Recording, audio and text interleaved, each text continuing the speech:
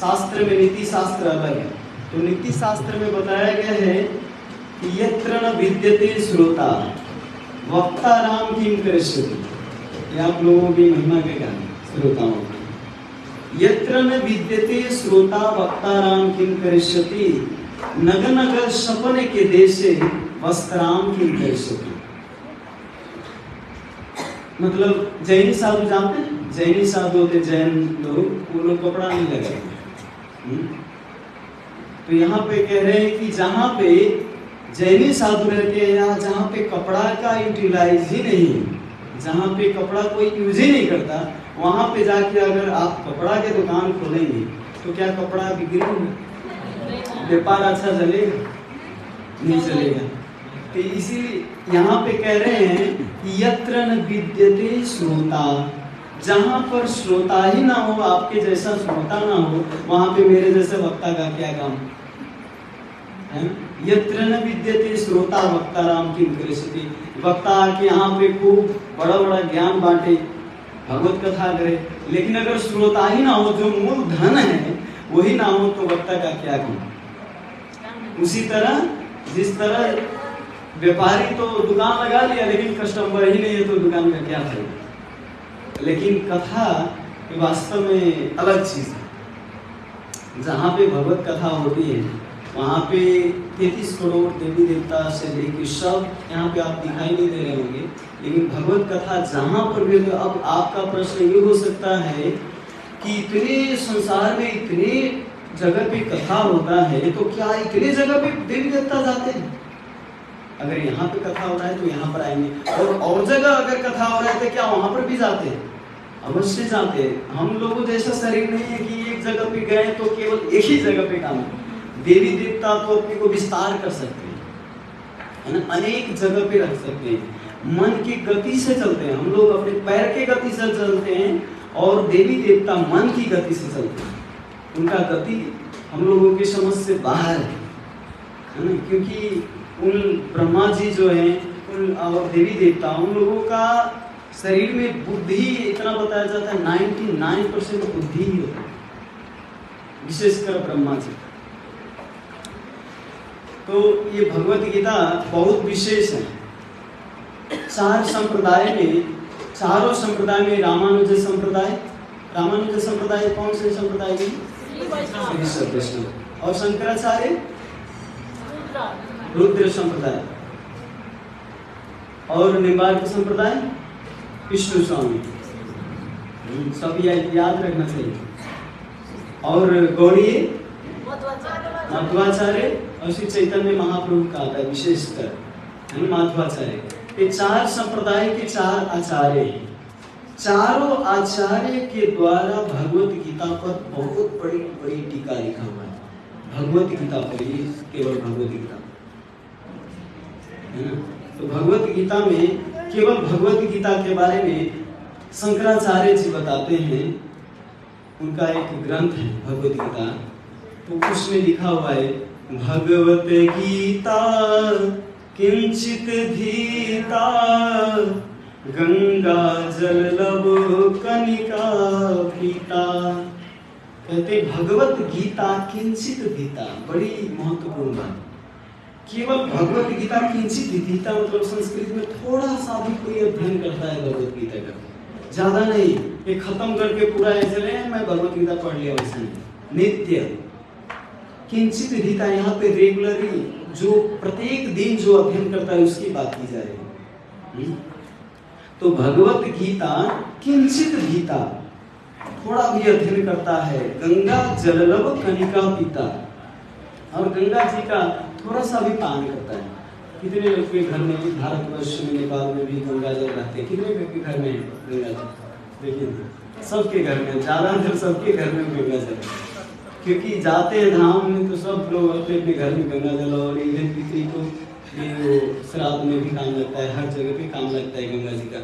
तो केवल श्राद्ध में ही नहीं, केवल पूजा पाठ में ही नहीं, हर रोज थोड़ा सा गंगा जल आप अगर पान करते हो मतलब गंगा जल ऐसा बताया जाता है कि अब आप बोतल में एक बोतल लाए थे, कितना दिन चलाएंगे, वो इतना तो नहीं ला सकते। तो आप यही के नॉर्मल जल जो होता है, नॉर्मल आपके पास जो जल है, बिस्लेरी हो चाहे कोई भी हो, एक्वा कोई भी हो, उसमें आप गंगा जल थोड़ा भी मिक्स कर देंगे तो सारा गंगा जल में परिवर्तन हो जाता है। गंगा जल की इतनी महत्ता है। इवन स्मरण करके भी गंगा जल मैं पी रहा हूँ तो वो भी गंगा का ही फल मिलता है। नॉर्मल आप जल पीते हैं, इसीलिए स्नान करते समय क्या कहते हैं, गंगे च यमुने चैव गोदावरी सरस्वती नर्मदे सिंधु कावेरी जलस्मिन् सन्निधिं कुरु, है ना। ये मंत्र पढ़ के अगर स्नान करते हो तो ये गंगा स्नान का फल मिलता है। इसीलिए तो ब्राह्मण और वैष्णव लोग बहुत तेज होते हैं, स्नान करते समय भगवान का नाम और ये मंत्र पढ़ के स्नान करते हैं। इसीलिए बताया जाता है कि केवल आपका पानी से सफाई नहीं होता शरीर का। कितने लोग कहते हैं कि ये स्नान कर लिया बस हो गया शुद्धिकरण, नहीं।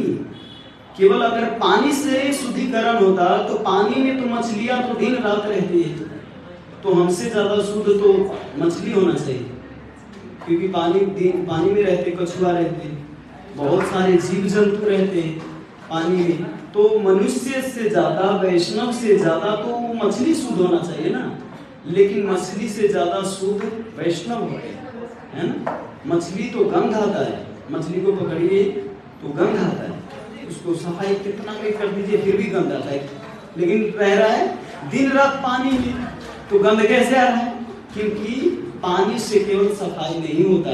इसीलिए मन तरायती की मंत्र से सफाई होता है। मंत्र अगर जपते हैं, मंत्र पढ़ते हैं, श्री राम सीताराम, अभी भी गांव में जाइए तो स्नान करते समय सीताराम सीताराम करके स्नान करते हैं, हरे कृष्णा जय हनुमान, यानी कोई भी भगवान के नाम लेके स्नान करने से तब जाके शुद्धिकरण होती है हमारे हृदय। तो गंगा जललव कनिका पिता सक्रीतपि एन मुरारी समर्चा क्रियते तस्य यमेन चर्चा। अगर थोड़ा सा भी कोई मुरारी के समर्चा मतलब अर्चा, अर्चन, पूजा, अगर मुरारी की कोई अर्चन करता है, पूजा करता है, थोड़ा सा भी, ज्यादा नहीं, दिन भर लगा के नहीं, 5 मिनट, भगवान ने आपको 24 घंटा दिया, 24 घंटा में 24 मिनट तो दे सकते हो ना भगवान को। कितने लोग कहते हैं अरे प्रभु जी हम लोग गृहस्थ है, व्यापार में फंसा हुआ है, इतना बाल बच्चे हैं, पालन को अगर सब संपत्ति बन गया तो घर परिवार कैसे चलेगा, ऐसे बोलते हैं। अरे आपको थोड़ी कह रहे हैं कि सारा जीवन लगा दो भगवान के ही, इसमें लगाना है, एक दिन तो लगाना ही है अंतिम समय तक। लेकिन जनरल क्या है, सबके लिए सिद्धांत क्या बताया जाता है, गृहस्थ हो, ब्रह्मचारी हो, सन्यासी हो, वानप्रस्थ हो, मुख में राम हाथ में काम, है ना। आप काम करो पर भगवान का नाम लो, है ना। 24 घंटा दिए, 24 मिनट, 4 मिनट आप पूजा पाठ कर लो, 10 मिनट जप कर लो, 10 मिनट चैंटिंग कर लो, जप नहीं भगवत गीता पढ़ लो, है ना, हो गया ना 24 मिनट। 24 मिनट ज्यादा है, 24 मिनट नहीं दे सकते तो आप कैसे भगवान के उद्धार की कामना कर सकते हैं, संसार से पार करने की कैसे कामना कर सकते हैं। एक बड़ी सुंदर दोहा है कबीरदास जी की कि 5 पहर धंधा किया, 3 पहर गए सोए, 1 प्रहर ना भजन किया तो मुक्ति कैसे होए। दिन के कितने प्रहर होते हैं? 4 नहीं, 1 प्रहर में 3 घंटा होता है, आप जोड़िए कितना प्रहर, 8 प्रहर होता है। दिन के 8 प्रहर होता है, 1 प्रहर में 3 घंटा होता है, तो 8 के 24, है ना, 24 घंटा होता है। तो इसीलिए यहाँ पे कह रहे 5 पहर धंधा किया, 3 प्रहर गए सोए। आपने 5 पहर खूब काम किया, पूरा गधे से भी ज्यादा मेहनत किया, आपने खूब 50,000 2 लाख रुपया मेहनत कमा लिया, लेकिन 3 प्रहर गए सोए। रात को 3 प्रहर मतलब नहीं, 3 प्रहर, 3 कितना हो, 1 घंटा, 1 प्रहर में 3 घंटा होते थे, कितना हो 9 घंटा, मतलब सोना ही 9 घंटा नहीं बोला गया। आप उसमें सुनित्य कर्म से लेके शाम से लेके, तो आप सोने खाने में बिताते 9 घंटा और काम करने में कितना? 5 प्रहर,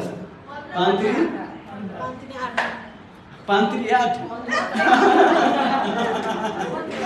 बच्चा थे तो खूब रटते थे, अभी भूल गया।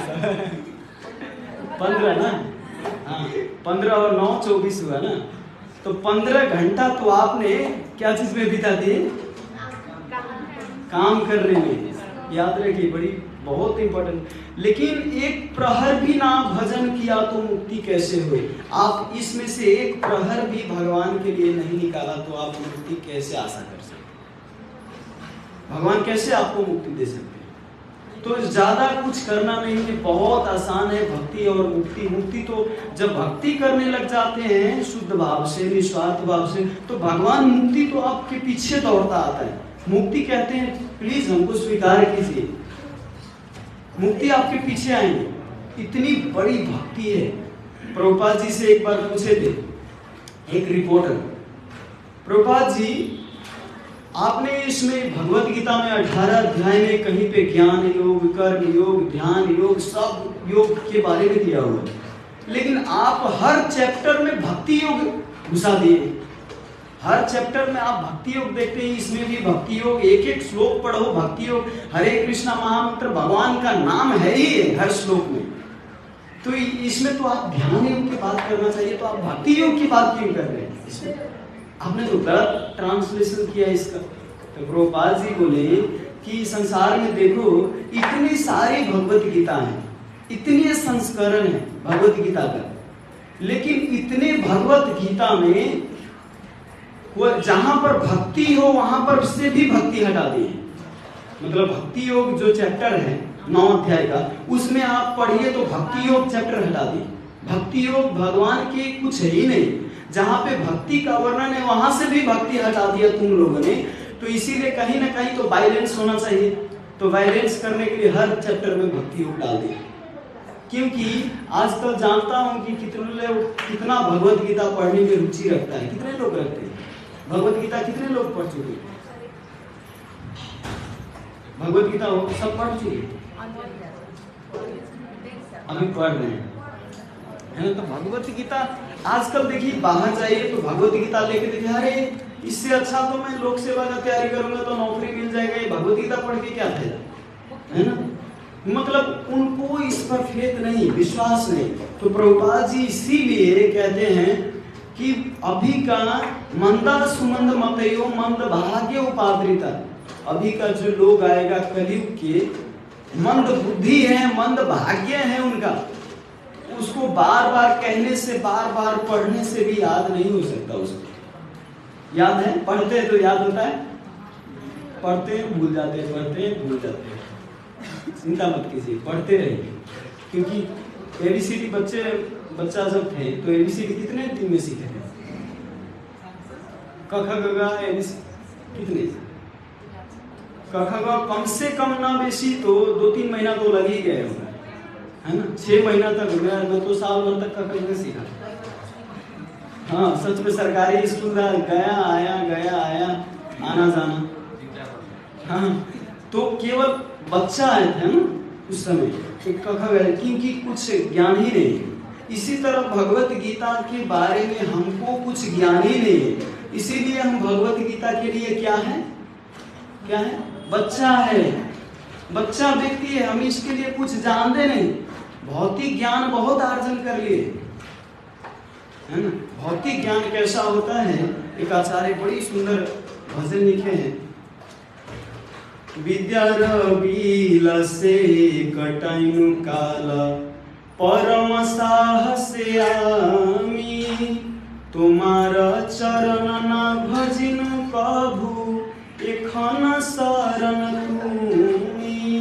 भक्ति विनोद ठाकुर लिखते हैं कि विद्या रविलासे, ये विद्या का जो विलास है, इसके लिए मैं इतना उतावला होकर विद्या अर्जन किया, एसएलसी पास किया, मैट्रिक पास किया, सारा विद्या अर्जन कर लिया, लेकिन गधा जैसे बना के रखा। और ज्यादा पढ़ते हैं किसी लिए सुखी प्राप्ति करिए, आनंद प्राप्ति करने के लिए ना, हैप्पी। सुखमय जीवन बीते इसलिए पढ़ते हैं। लेकिन जब 12 क्लास, जब नौकरी, डिग्री ले लेते हैं, तब इसके बाद और ज्यादा गधा बनाते हैं उसको, कि अब और ज्यादा उसको नौकरी मिल के और ज्यादा रिस्पॉन्सिबिलिटी लेके और उसको चलना पड़ता है। तो ये सांसारिक विद्या ये होता है ना। ये आगे में कहते हैं, जड़ विद्या जत माया वैभव, तुम्हारा भजन बाधा, मोह जन्माइया अनित्य संसारे, जीव के कराएगा धा। देखिए कहते हैं मोह जन्माया अनित्य संसारे, संसार के जो विद्या है मोह और जन्म लेता है। ये बहुत इंपॉर्टेंट है। एक बार देखिए मोह कैसे जन्म लेता है। गांव में एक बार एक व्यक्ति ने समोसे का होटल खोला था। ध्यानपूर्वक सुनिएगा, प्रश्न पूछ सकता हूँ आपसे।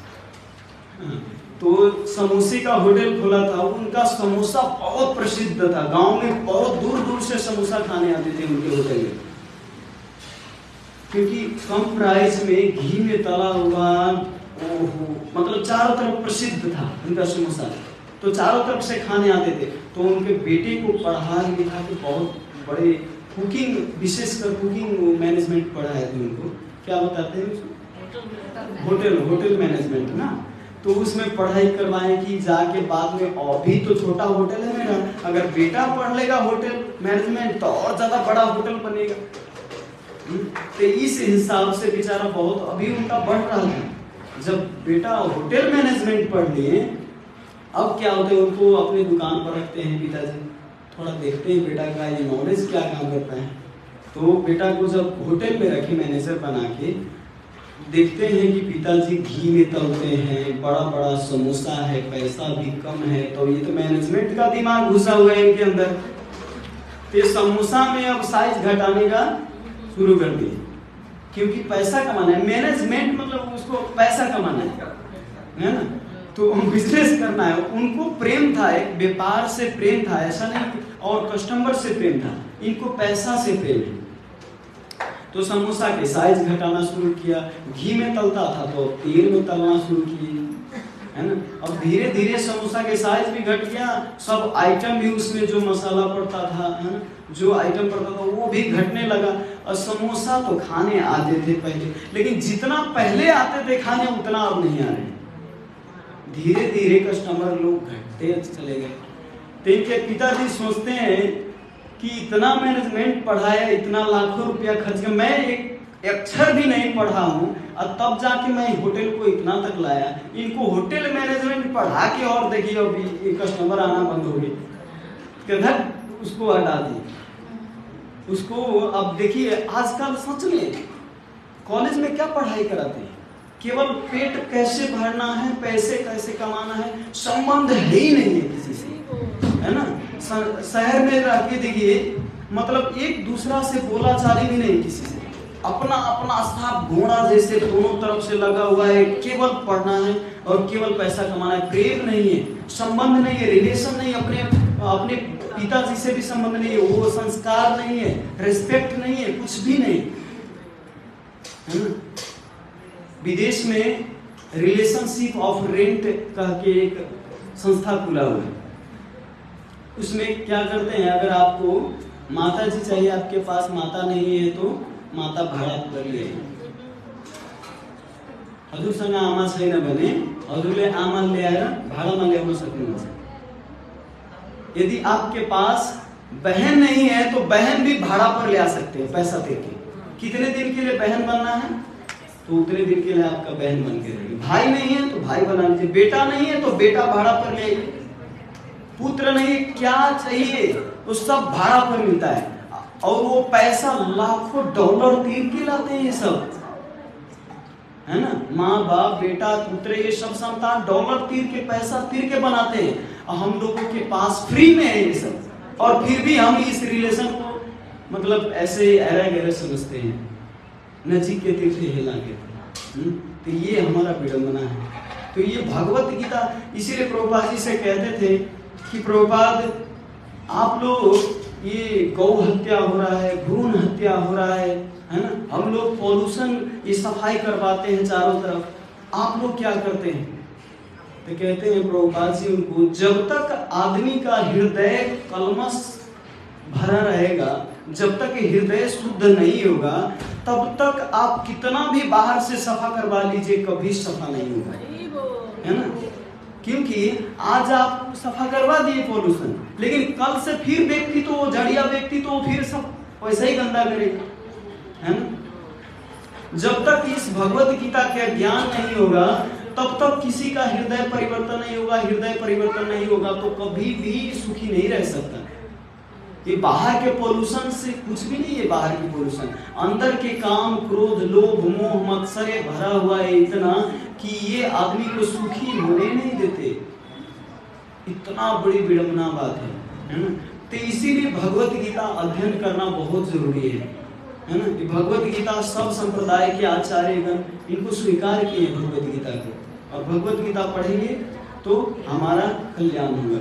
तो आज के ये श्लोक, हम बहुत सुंदर श्लोक है ये, इतना अच्छा श्लोक है भगवत गीता के कि प्रभुपाद जी अलग से एक राज विद्या इस पर पुस्तक लिखे थे। आप पढ़ सकते हैं, ले सकते हैं यहाँ से, राज विद्या राजगुह्यम करके। इसी चैप्टर में हरे कृष्णा, ठीक है। तो ये इस पर राज विद्या कह के प्रभुपाद जी अलग से एक किताब लिखे हैं। इतना महत्वपूर्ण ये श्लोक। हरे कृष्णा। अजू का नाम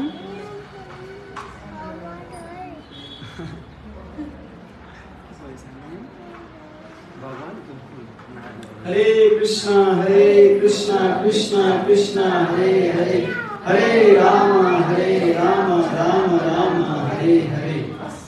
तो ये भगवत गीता के बहुत महत्वपूर्ण श्लोक हैं। हम लोग दोहराएंगे, आप लोग भी दोहराने का प्रयास कीजिएगा। राज विद्या राजगुह्यम, राज विद्या राजगुह्यम, पवित्रम इदम उत्तमम, पवित्रम इदम उत्तमम, प्रत्यक्षावगमं धर्म्यं, प्रत्यक्षावगमं धर्म्यं, सुसुखं कर्तुम् अव्ययम्,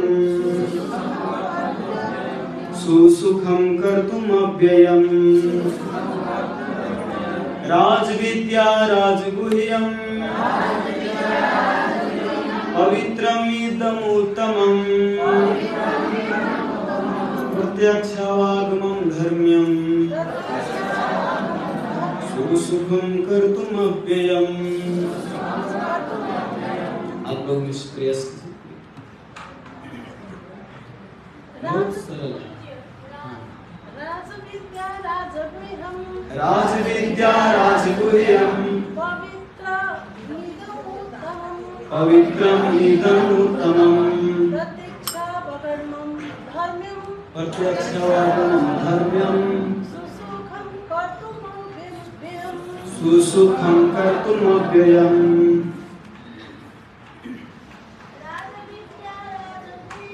राजविद्या राजगुह्यं, पवित्रम् इदम् उत्तमम्, प्रत्यक्षावगमं धर्म्यं, सुसुखं कर्तुम् अव्ययम्।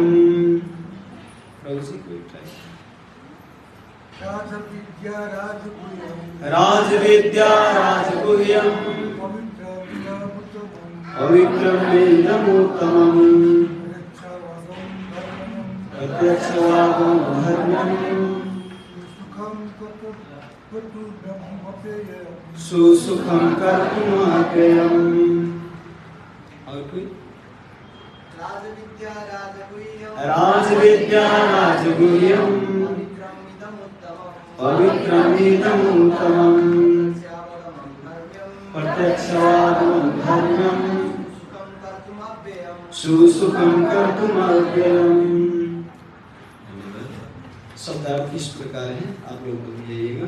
राज विद्या, विद्याओं के राजा, राजगुह्यम, गोपनीय ज्ञान का राजा, पवित्रम शुद्धम इदम यह उत्तमम दिव्य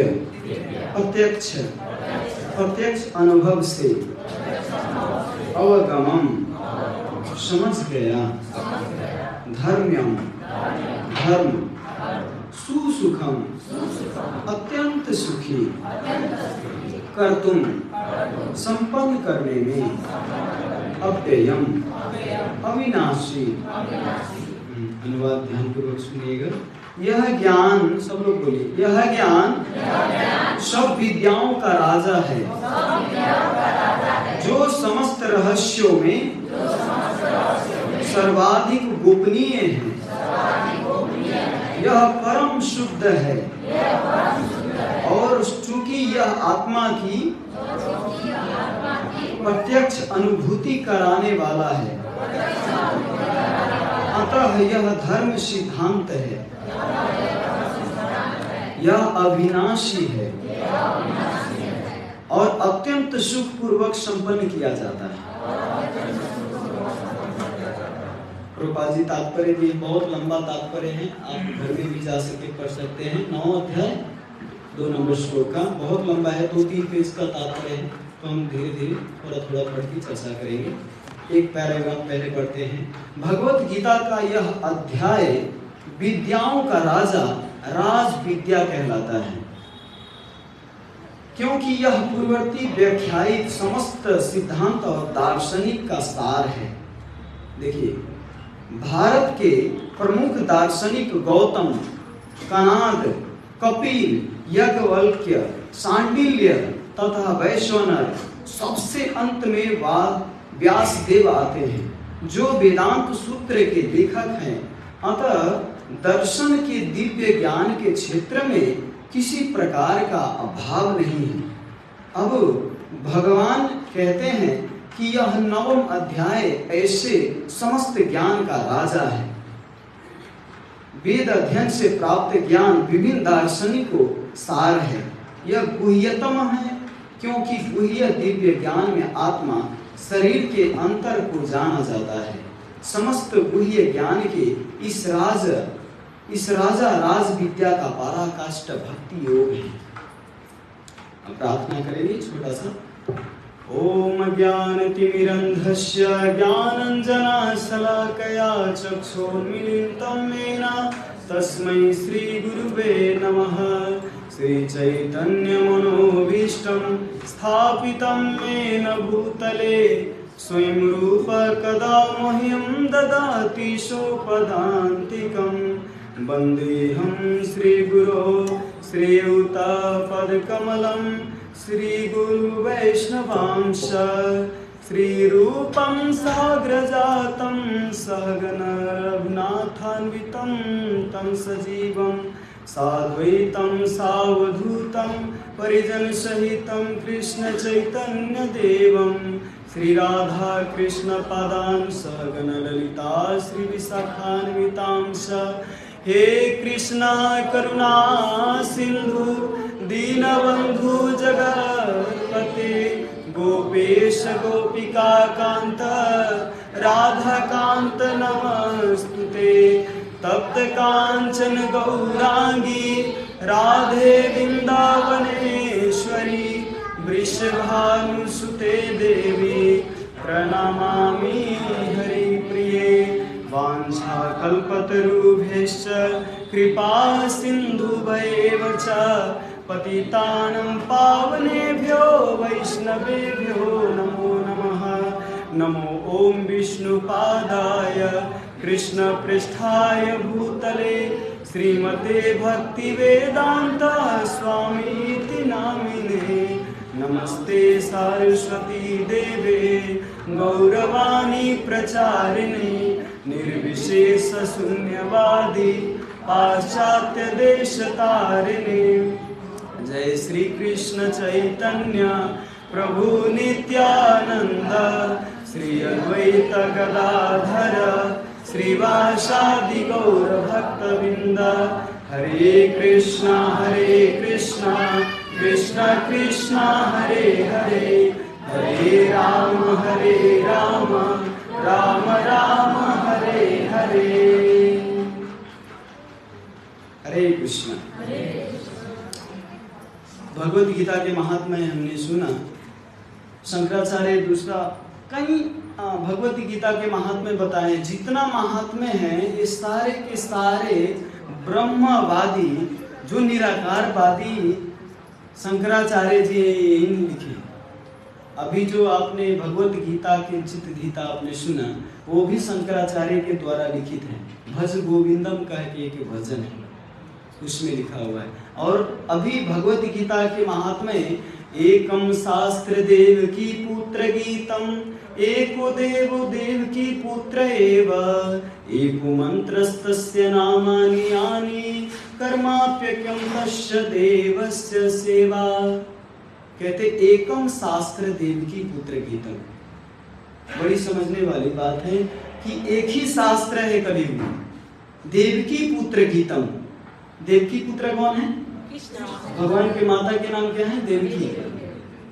तो यहाँ पे स्पष्ट रूप से बता रहे हैं शंकराचार्य जी, एकम शास्त्र देवकी पुत्र गीतम। गीत बताया जाता है, इसको गाया जाता है, भगवत गीता को गाया जाता है, इसीलिए गीत होता है। आजकल के गीत सुनते हैं ना, डिस्को वो क्या डीजे पे क्या बजता है पता ही नहीं चलता है, डिकचिक डिकचिक डिकचिक बजता है, उसमें आवाज क्या आ रहा है, क्या संदेश दे रहे कुछ नहीं पता चलता, खाली आवाज सुनाई देता है, उस पर ही कूदते हैं। लेकिन पहले जो भी अगर चलते थे, जैसे भगवान के लोक में, देवताओं के स्वर्ग लोक में बताया जाता है कि जब देवता चलते हैं तो गानम नाट्यम, मतलब चलते हैं तो नाचते हैं, वैसे लगता है कि नाच रहे हैं, है ना? और गानम जब बोलते हैं तो गा रहे हैं जैसे लगता है, इतना सुंदर होता है। तो इसीलिए भगवत गीता ये जो है गीत है, देवकी पुत्र गीतम। एकम शास्त्र, यहाँ पे दो शास्त्र नहीं बोले, त्रीणी शास्त्र नहीं बोले, चत्वारी शास्त्र नहीं बोले संस्कृत में, है ना? पंचम शास्त्र नहीं बोले, एकम शास्त्र, एक ही शास्त्र है, वो है देवकी पुत्र गीतम, जो देवकी के पुत्र ने ये गीता दिया। अब कोई प्रश्न कर सकता है तो भागवत क्या है? देवकी पुत्र ये दिए हैं तो भागवत क्या है? तो भागवत भी वेद व्यास जी दिए। वेद व्यास जी किनका अवतार है? भगवान का ही अवतार है ना?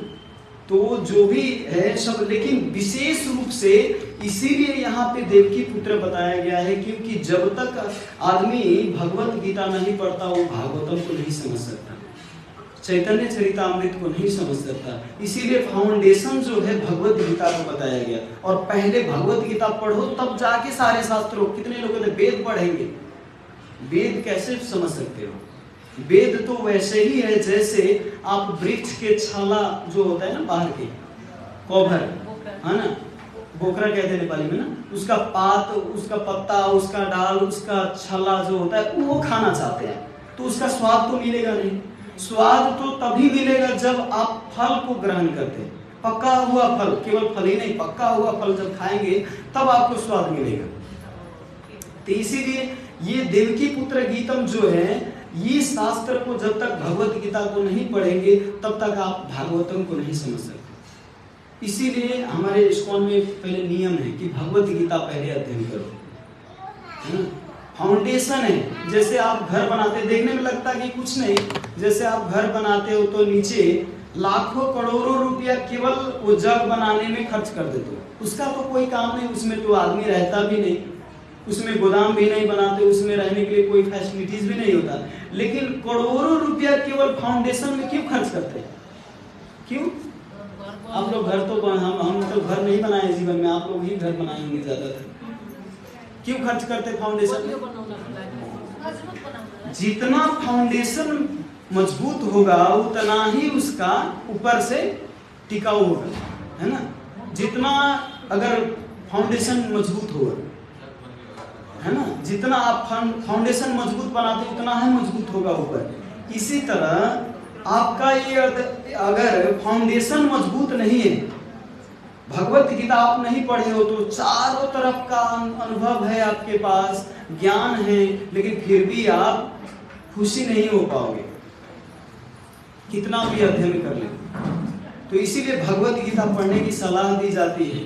इसीलिए एक हिंदी में आप लोग सुना होंगे, निर्धन कहे धनवान सुखी, धनवान कहे सुख को भारी, राजा कहे चक्रवर्ती सुखी, चक्रवर्ती सहे सुख इंद्र को भारी, इंद्र कहे श्री राम सुखी, श्री राम कहे सुख संत को भारी, संत कहे संतोष में सुखी, संतोष बिना सब जीव दुखारी।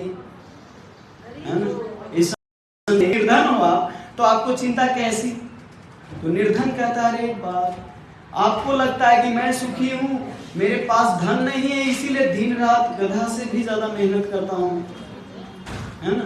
दिन रात सीमेंट ढोता हूँ, दिन रात ये सब बोरी ढोता हूँ क्योंकि पैसा कमाऊं और बड़ा धनी व्यक्ति बनूं। तो निर्धन कहता मैं सुखी नहीं हूँ। तो कहते कौन सुखी है? तब निर्धन कहता नहीं, निर्धन कहे धनवान सुखी। और धनवान व्यक्ति जो धनी व्यक्ति, यहाँ पे कितने लोग धनी व्यक्ति है? रिचमैन कौन है यहाँ? प्रभु जी, रिचमैन धनी व्यक्ति यहाँ पर कौन है? देखिए धनी व्यक्ति, इसीलिए धन सब छुपाना चाहते हैं। धन अगर कहीं बताए तो हो सके कहीं दान ना मांग लो, है ना? ऐसा नहीं होगा, दान नहीं मांगेंगे आपसे, क्योंकि ये दान जो चीज है ये स्वतः इच्छा, आपकी स्व इच्छा होनी चाहिए, है ना? हमारा कहना कर्तव्य है, अगर आप नहीं देंगे तो हम आपको बंदूक डाल के नहीं कहेंगे कि इतना डाल के ही जाना पड़ेगा, ऐसा नहीं है। आप आइए, आराम से प्रसाद लीजिए, भक्तों का संग कीजिए, भगवत गीता का ज्ञान लीजिए, मत दान कीजिए, प्रॉब्लम नहीं है। क्योंकि भगवान लक्ष्मीपति हैं, हम भगवान की सेवा करते तो भगवान अवश्य पूरा करेंगे कहीं से न कहीं से। लेकिन ये वास्तव में धन वाला जो चीज है कोई बताना नहीं चाहता कि मैं धनी व्यक्ति हूँ। धनी व्यक्ति वो है राधा कृष्ण प्रेम अनिल से बड़ा धनी, जिनके पास राधा कृष्ण का प्रेम है वो सबसे बड़ा धनी व्यक्ति है। ये संसार के धनी व्यक्ति को नहीं कहा जाता। चैतन्य महाप्रभु जो दोनों हाथ उठा के खड़े हैं, यहाँ पे देख सकते हैं आप मूर्ति में, दोनों हाथ उठा के खड़े हैं। तो चैतन्य महाप्रभु एक बार गांव में हल्ला किए कि जिनके पास लखपति हो उनके घर में मैं भोजन ग्रहण करूंगा। तो लखपति तो बहुत लोग थे, कहते मैं लखपति हूँ, मैं लखपति हूँ। चारों तरफ कितने लखपति आए, वहां पे किसी का भी भोजन ग्रहण नहीं किए। तो चैतन्य महाप्रभु बाद में बताए कि लखपति का अर्थ है जो लाख नाम जप करता है, ये लखपति। जिनके पास लाख रुपया है वो लखपति नहीं, ये तो धन आएगा और जाएगा। ये संपत्ति तो आज आपके पास है, कल दूसरे के पास होगा, ये चेंज होता रहता है। आप केवल माध्यम हो आत्म करने के लिए, भगवान तो घुमाते रहेंगे। लक्ष्मी जी टिकते नहीं। लक्ष्मी कहाँ पे टिकते हैं? किनके पास पैसा टिकता है? जहाँ पे भगवान विष्णु हो ना, उनके पति जहाँ पर होते हैं वहां पे लक्ष्मी टिकते हैं ना।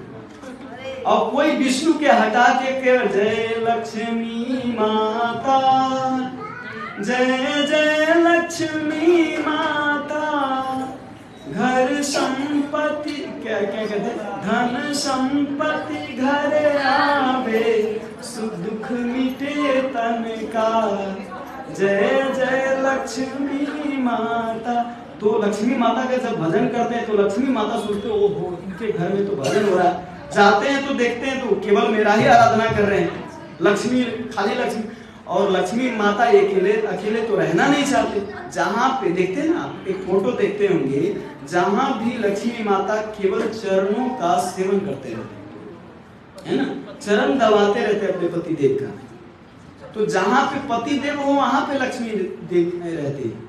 तो केवल हम लक्ष्मी पूजा में अगर लक्ष्मी पूजा करते, दिवाली आता है ना, तो इसीलिए केवल लक्ष्मी जी का पूजा नहीं करना चाहिए, लक्ष्मी जी के साथ में नारायण को भी पूजा करना चाहिए, तब जाके वहां पे टिकता है। नहीं तो केवल लक्ष्मी जी के पूजा करते तो होता क्या है, उल्लू बनाते हैं। उल्लू लक्ष्मी जी का वाहन है उल्लू, और उल्लू बना के हम लोगों को जाते हैं, है ना। आते लक्ष्मी जी देखते हैं कि अच्छा ये स्वार्थी व्यक्ति, ये केवल हमको रखना चाहते हैं, और पतिव्रता स्त्री कभी भी अकेला कहीं भी नहीं रहना सकती। और लक्ष्मी जी हर समय भगवान की सेवा, तो देखते हैं तो उल्लू को वहां पे छोड़ देते, कहते उल्लू बनाओ इसको, और लक्ष्मी माता चली जाती है ना। तो धन अगर लाना है तो वास्तव में दोनों का पूजा करना चाहिए। तो अब यहाँ पे क्या कह रहे, निर्धन कहे धनवान सुखी। और धनवान व्यक्ति से जब पूछने गए कि आप सुखी हो, तो धनवान व्यक्ति कहते धनवान कहे सुख राजा को भारी। धनवान व्यक्ति कहते हैं मैं भी सुखी नहीं हूँ, क्योंकि मेरे से ज्यादा सुखी तो कौन है, राजा है। राजा के पास तो केवल ऑर्डर दिया और हजारों लाखों रुपया, और नौकरानी नौकर, मतलब उनके ऑर्डर से कितना काम होता है। मान सम्मान देखो उनका कितना होता है राजा का, है ना, उसका बस चलता है जहाँ पे जो भी करवा सकता है। तो राजा सुखी है, मैं नहीं सुखी हूँ। तो ये व्यक्ति सोचता है अब राजा सुखी तो राजा के पास जाना पड़ेगा, क्योंकि पता करना था कि संसार में सुखी व्यक्ति कौन है। तो राजा से पूछने जाते हैं, तो राजा कहते हैं राजा कहे चक्रवर्ती सुखी। अब तो ना राजा है ना चक्रवर्ती है, तो समझना भी मुश्किल है। नई पीढ़ी के जितने भी लोग हैं जो नहीं जानते चक्रवर्ती क्या है, चक्रवर्ती का अर्थ जानते हैं कि नहीं? चक्रवर्ती क्या होता है? चक्रवर्ती का अर्थ होता था, पहले चक्रवर्ती होता था, राजा भी होता था। जैसे अभी भी जगन्नाथपुरी में जाइए तो जगन्नाथपुरी का राजा अलग होता है ना, और देश का जो पीएम है वो अलग है। लेकिन पहले चक्रवर्ती होता था जो विश्व पर राज करते थे, विश्व सम्राट होते थे, तो उनको चक्रवर्ती कहा जाता है ना। तो राजा से ऊपर भी चक्रवर्ती होता था जो विश्व में राज करते थे, विश्व में सब जगह पे अपना अड्डा रखते थे। जैसे एम्बेसी होता है, हर देश में रखते हैं ना, नेपाल का भी एम्बेसी अलग अलग जगह पे है। तो वैसे ही पहले चक्रवर्ती होते थे। तो चक्रवर्ती कहते, चक्रवर्ती से पूछने गए तो चक्रवर्ती कहे सुख इंद्र को भारी। इंद्र कहते हैं इंद्र सुखी हैं, क्योंकि इंद्र बारिश करते हैं तो लोग उनकी पूजा करते हैं, उनके हाथ में सब कुछ है, वातावरण से लेके सब कुछ है। तो इंद्र सुखी है, उनकी देवांगनाएं कितनी हैं, अप्सराएं कितने हैं, नाचते हैं तो सुंदर मोहन में इतना मोहे रहते हैं और खुशी रहते हैं, आनंद में रहते हैं। तो चक्रवर्ती कहते नहीं मैं भी नहीं सुखी हूँ। सुखी तो कौन है रे? इंद्र है। तब जाके इंद्र देव से पूछने गए कि इंद्र जी आप सुखी हैं? तो इंद्र कहते इंद्र कहे श्री राम सुखी। कहते इंद्र कहते अरे मैं भी सुखी नहीं हूँ। क्यों? क्योंकि मैं जब बारिश करता हूँ तो कितने लोग गाली देता है, कहता है अभी हमको पानी की आवश्यकता नहीं था और पानी क्यों भेज दिया, है ना। कई का बाली बिगड़ जाता है और कई का बाली बन जाता है। तो सबको तो पानी नहीं चाहिए होता है, तो कई लोग गाली भी देते हैं और कई लोग उनका पूजा भी करते हैं। तो कहते हैं मैं भी इन लोगों से, इन मूर्ख लोगों से तनाव रहता है, मेरा टेंशन रहता है कि कब कहाँ पर पानी बरसाना है और कहाँ नहीं बरसाना है। मैं भी कंफ्यूज होता रहता हूँ, तो मैं भी सुखी नहीं हूँ। इंद्र कहे श्री राम सुखी। अब भगवान प्रभु श्री राम से पूछने गए प्रभु आप सुखी है? भगवान तो आनंद चिन्मय है, ईश्वर परम कृष्ण सच्चिदानंद विग्रह अनादि आदि गोविंद सर्व कारण कारणम। सच्चिदा आनंद है और आनंद के स्वरूप है, आनंद नहीं उनके पास, आनंद के स्वरूप ही है भगवान। सच्चिदा आनंद, आनंद में ही रहते हर समय, दुख चाह के भी उनको दुख नहीं दे सकते। लेकिन प्रभु यहाँ पे ये सिखा रहे कि मैं भी सुखी क्यों नहीं हूँ, क्योंकि मेरे से ज्यादा सुखी मेरा भक्त रहता है। राम कहे संत सुखी। अब संत जी से पूछने जाते हैं, संत से पूछने जाते हैं क्या आप सुखी हो? तो संत कहते हैं मैं भी सुखी हूं, लेकिन संत होके भी संतोष नहीं है तो सुखी नहीं है। हाँ, मतलब संतोष परम सुखम सुंदरम कहा जाता है ना। अरे जब तक संतोष न हो तब तक आपको सुखी आनंद नहीं दे सकता।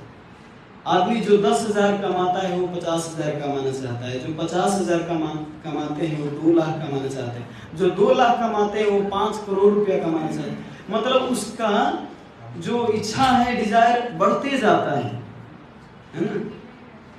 कभी भी इच्छा कमी नहीं हुआ। बाल अवस्था में था तो खेलने में समय चला गया, तरुण अवस्था में आया तो तरुणी में चला गया, वृद्ध अवस्था में आया तो चिंता में चला गया, और तब जाके कोई याद नहीं आया। ये शंकराचार्य जी बताते हैं, बाल अवस्था क्रीडायासक्ता, तरुण अवस्था तरुणीयासक्ता, वृद्ध अवस्था चिंताग्रस्ता, परे ब्रह्मणी को अपी न सकता। बाल अवस्था में बच्चे जब थे तो कहे मम्मी मम्मी खेलना है, हाँ ये खेलना है वो खेलना है फुटबॉल, और खेलते खेलते जब तरुण अवस्था आती है तो लव चक्कर चलने लगता है ना, इधर का लव लेटर उधर, उधर का लव लेटर उधर, है ना, उसी में। और ऐसा ये गजब की चीज है कि ऐसा ही समय निकल जाता है। मतलब कभी ये लड़का अच्छा लगा, कभी वो लड़की अच्छा लगा, कभी वो अच्छा लगा, और करते करते करते करते मतलब विवाह भी नहीं करते, अब समय निकल जाता है।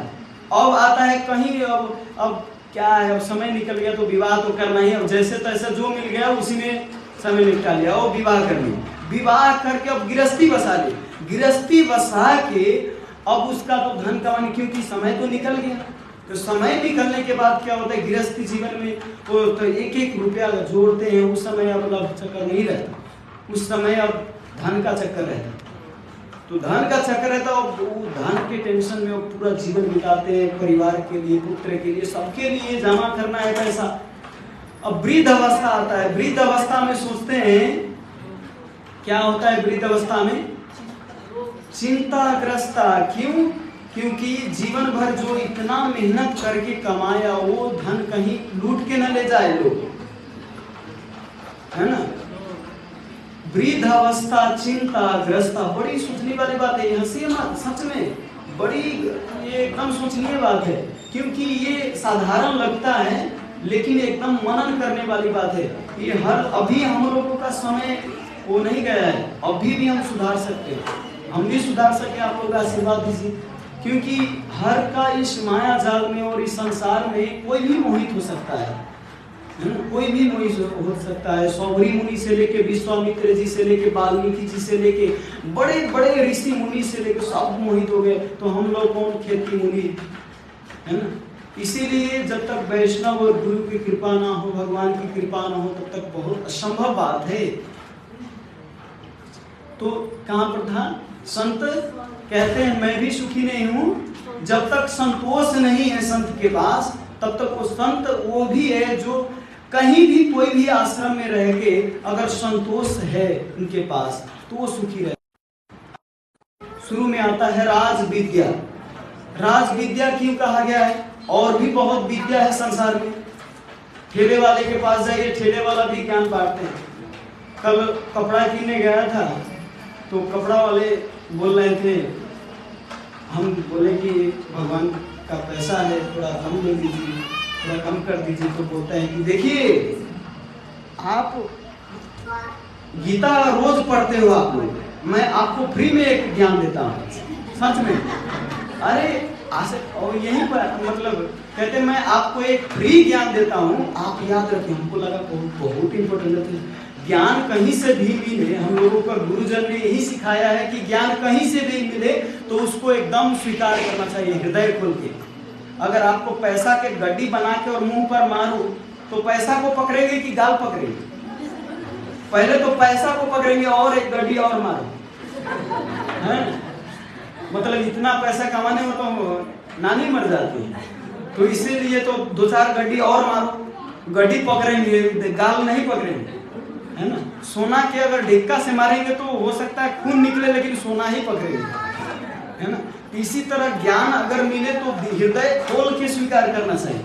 तो हमको लगा वो इतने बड़े अनुभव है, तो अनुभवी व्यक्ति से ज्ञान लेना तो अच्छा है। तो मैं उनको बोला हाँ बताइए अच्छा से। तो कहते हैं हाँ याद कर लीजिए, वो आपका गीता का ज्ञान नहीं सिखाएगा। ये तो सरासर गलत है, वो बात सही बोला, लेकिन सर मैं बोला आपका अनुभव क्या है? तो कहता कपड़ा काटना और कस्टमर को कैसे ठगना, है ना, और कैसे मिला के चलना है, मतलब व्यापार कैसे बढ़ाना, यही अनुभव है। अरे भाई जीवन बिता दिया आपने, व्यवहार करने में, और सारा जीवन का उद्देश्य यही मिला आपको। तो केवल अनुभव से नहीं होता है प्रभु जी, केवल अनुभव नहीं सिखाते। अनुभव तो आप वृद्ध व्यक्ति से जाकर अनुभव पूछिए तो क्या अनुभव बताएंगे? जीवन भर जो कमाया खाया, पुत्र खाली संतान उत्पत्ति में जीवन बिता दिए, चोर डकैती में जीवन बिता दिए, जो केवल सामान्य जीवन बिताए उनका अनुभव क्या है? मतलब ऐसे ही केवल जीवन बिताए, कुछ अनुभव नहीं है। लेकिन 5 वर्ष के बालक से जाके जो गुरुकुल पढ़ रहा है उनसे पूछिए तो आपका सारा जीवन का वृतांत बता सकते हैं, है ना? आपको ये क्या है, भगवत गीता में ये सब अनुभव का ही बात है ना। भगवान ने हमारे लिए जो उपयोगी हो वही ज्ञान दिए है ना भगवत गीता में। ऐसा थोड़ी है कि मनगढ़ंत इसमें बात लिखा हुआ है। आपको इस भगवत गीता में प्रभुपाद जी ने अंतिम में आपको दिखाता हूँ कि कहाँ से प्रभुपाद जी कितना मेहनत करके भगवत गीता को लिखे।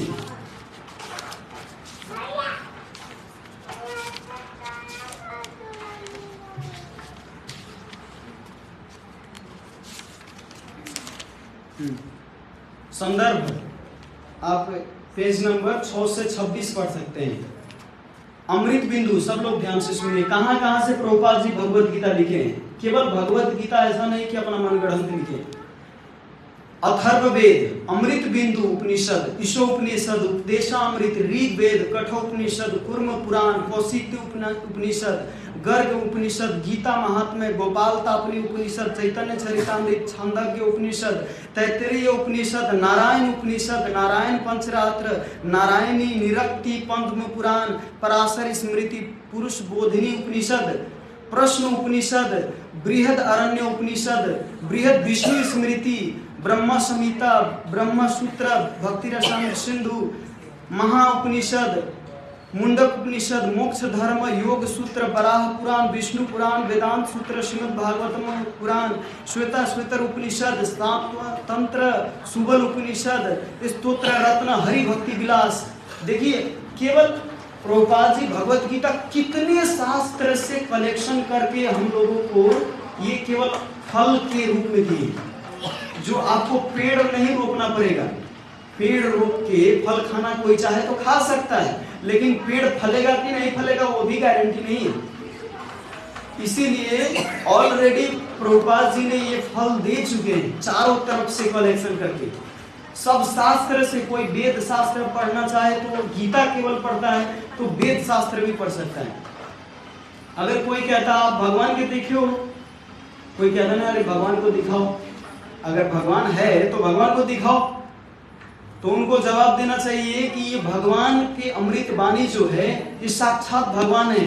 आप पढ़ो तो फीलिंग आएगा, आपको अनुभव होगा कि सच में आपके हृदय ज्ञान प्रकाशित होता है, हृदय से ज्ञान प्रकाशित होता है, आपको भगवत स्मृति आता है, भगवत ज्ञान आता है, सपने में भी भगवान याद आते हैं जब आप पढ़ेंगे निस्वार्थ भाव से तब। लेकिन ठेले के दुकान पर लगा के पानी पूरी बेच रहे हैं और कहेंगे भगवान दिखाओ, वो तो पानी पूरी दिखेगा सपने में, भगवान नहीं दिखेंगे, है ना। कपड़ा के दुकान में बैठ के और भगवत ज्ञान बांटेंगे तो कपड़ा दिखेगा, कस्टमर दिखेगा, है ना, पैसा दिखेगा, भगवान को नहीं दिखेंगे। जैसे एक भक्त होता है तो उसको क्या होता है, माला जपते हैं ना, तो उसको माला जपने में आनंद आता है, उसको मतलब इतना नाम जपते फिर वो आनंद आता है, खूब आनंद आता है नाम जपने में। उसी तरह जो व्यापारी होता है उसको पैसा करने में आनंद आता है, रात भर पैसा करते। उसको जैसे हम लोग जपते हैं तो हमारा तो इंटरेस्ट नहीं उतना, जब तो हम जपते हैं तो थोड़ा हरे कृष्णा और झुपक आता रहता है। लेकिन व्यापारी का ऐसा नहीं होता है, व्यापारी तो बाप रे 1 रुपया भी इधर उधर ना हो, कहीं नीचे गिर जाता है तो मतलब वो भी 1 रुपया उठा के वहां पे रखेंगे। मतलब इतना कॉन्शियसनेस रहते, इतना ही कॉन्शियसनेस हमको इस भगवत गीता में रखना चाहिए, भगवान के ज्ञान में रखना चाहिए, जप में रखना चाहिए। और दूसरा है ये राज विद्या क्यों कहा गया है, क्योंकि पहले के जितने भी राजा थे ये सब विद्या का अध्ययन करते थे, भगवत गीता का ज्ञान होता था। अब जितने भी राजा के दरबार में जाइए तो मंदिर के आगे उनके भगवान के मंदिर होता ही था, उनके घर में भगवत पाठ, भगवत गीता का पाठ होता था। ब्राह्मण वैष्णव आते थे, बहुत बड़े राजा हुए दृढ़व्रत, साउथ इंडिया में आप पता कर सकते हो, श्री संप्रदाय के थे दृढ़व्रत। उनके हाँ, तो उनके पुत्र कौन है? मुकुंद मलास पुत्र कौन लिखे? कुलशेखर महाराज। दृढ़व्रत के पुत्र के नाम थे कुलशेखर। तो दृढ़व्रत महाराज जो थे, इतने दृढ़ निश्चय थे उनका कि भगवत गीता पाठ, भागवतम पाठ रोज करते थे। और भगवान को क्या कितना पैसा आज राज्य में कितना पैसा कमाया, कहाँ पे हार हुआ, कहाँ पे जीत हुआ, क्या हुआ, एक एक इंफॉर्मेशन भगवान को सुनाते थे रोज। हमारे इस्कॉन मंदिर में भी आप जाइए तो सुबह सुबह मंगला आरती में भगवान को रिपोर्ट दिया जाता है, कितना बुक डिस्ट्रीब्यूशन हुआ, कितना कलेक्शन हुआ, है ना, कौन भक्त आया, सब भगवान को सुनाते हैं। क्योंकि वास्तव में यहाँ के मालिक तो केवल भगवान है, हम लोग तो केवल आधार, केवल माध्यम है उनको मदद करने के लिए। भगवान है यहाँ के मालिक। तो दृढ़व्रत जो राजा थे वो भी भगवान को ही राजा मानते थे, वो केवल माध्यम रूप से रहते थे। तो रोज सुनाते थे भगवान को रिपोर्ट। एक दिन क्या हुआ, दृढ़व्रत राजा प्रार्थना करते, हे प्रभु मेरे पास कुछ भी कमी नहीं है, धन संपत्ति की कमी नहीं है, आपने कुछ भी कमी नहीं दिया, लेकिन एक कमी आती है हृदय में, रोना आता है मेरे को। कब? जब मैं सोचता हूँ कि मेरे जाने के बाद मेरे राज्य शासन कौन करेगा, राज्य चलाएगा कौन, मेरा एक भी संतान नहीं है। तो आप संतान एक हो सके तो एक संतान दे दीजिए। बहुत रो रो के तराही मांग करके एकदम प्रार्थना करते हैं, तब जाके उनका एक पुत्र होता है। और इतने बड़े पुत्र होते हैं कि वो जो पुत्र हैं उनका कौस्तुभ मणि के अवतार माना जाता है। कौस्तुभ मणि जो है ना भगवान के वक्षस्थल में होता है, तो कौस्तुभ मणि के अवतार राजा कुलशेखर थे। जितने बड़े भक्त राजा दृढ़व्रत थे, उतने बड़े, उससे कई गुना बड़े भक्त राजा कुलशेखर थे। तो कुलशेखर महाराज भी वैसे ही, इनका नियम था रोज भगवान को सुनाना। रोज इनका एक बहुत सुंदर प्रार्थना है, जयति जयति जयति देवो देवकी नंदनोयम, जयतु कृष्णो वृष्णिवंश प्रदीपा, जयतु मेघो श्यामलः कोमलांगो, जयतु पृथ्वी भारनाशो मुकुंदा। राजा कुलशेखर बड़ी सुंदर प्रार्थना करते, जयतु देवो देवकी नंदनोयम, हे देवकी नंदन आपकी जय हो। जयतु देवो देवकी नंदनोयम, भार नाशो मुकुंदा, इस पृथ्वी का आप भार नाश कीजिए, है ना। भगवान को बड़ी सुंदर प्रार्थना करते थे और रोज प्रार्थना करते थे। इनकी इतनी श्रद्धा था भगवत गीता और रामायण और भागवतम में कि एक ब्राह्मण को ही रोज दक्षिणा दे के और घर पर कथा श्रवण करते थे। तो इनका ज्यादा नित्य सेवा था रामायण सुनना। जब रामायण सुनते थे तो रामायण सुनते समय एकदम कोई राज्य का कोई ऐसा प्रॉब्लम, ऐसा समस्या उस समय नहीं लेते थे।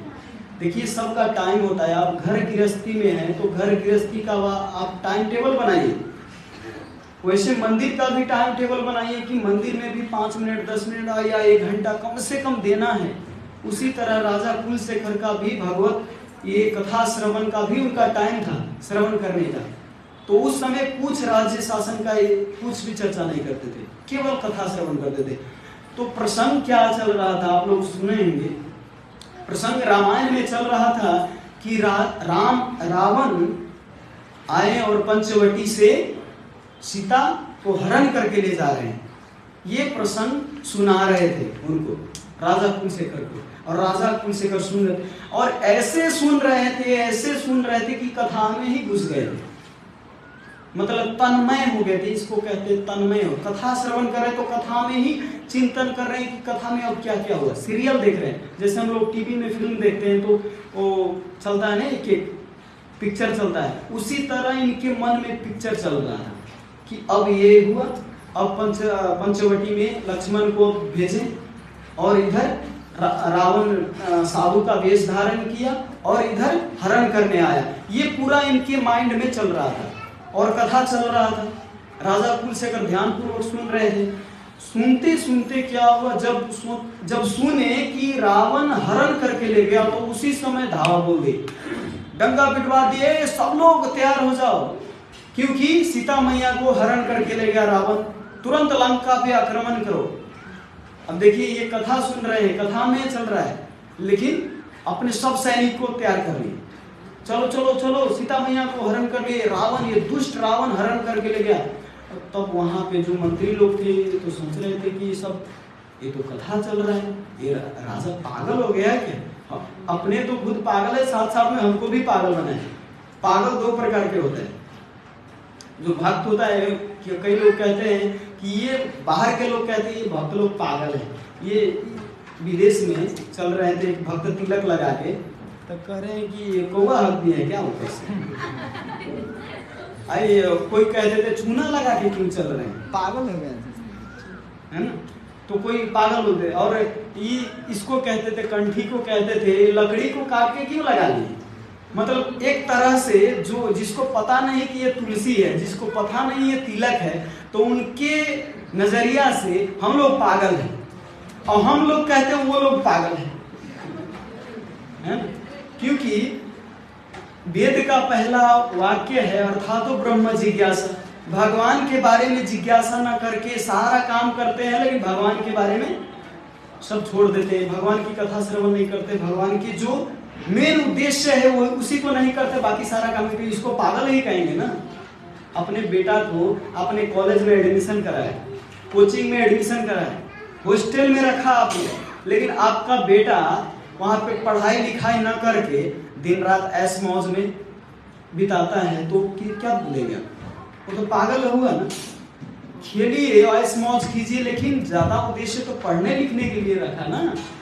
इसी तरह इस संसार में मनुष्य योनि दिया गया आपको भगवान को समझने के लिए, लेकिन हम भगवान को न समझ के सारे चीज को समझ लेते है ना। दुनिया का कचरा बातें जो है सब माइंड में होता है, लेकिन भगवत ज्ञान नहीं होता। गीता क्या है, गीता क्या है पता ही नहीं। हिंदू हिंदू नौ बिंदु, मतलब हिंदू अपने आप हिंदू जिंदाबाद कहते हैं, लेकिन हिंदू का हाँ भी पता नहीं। चतुर्वेदी त्रिवेदी कहेंगे, लेकिन वेद का वो भी पता नहीं, गीता का वो भी पता नहीं, वेद का एक भी ज्ञान नहीं है, तो उसको कैसे चतुर्वेदी या त्रिवेदी कहेंगे। तो ये विडंबना है। क्या प्रसंग चल रहा था, कहाँ से कहाँ चले जाते हैं।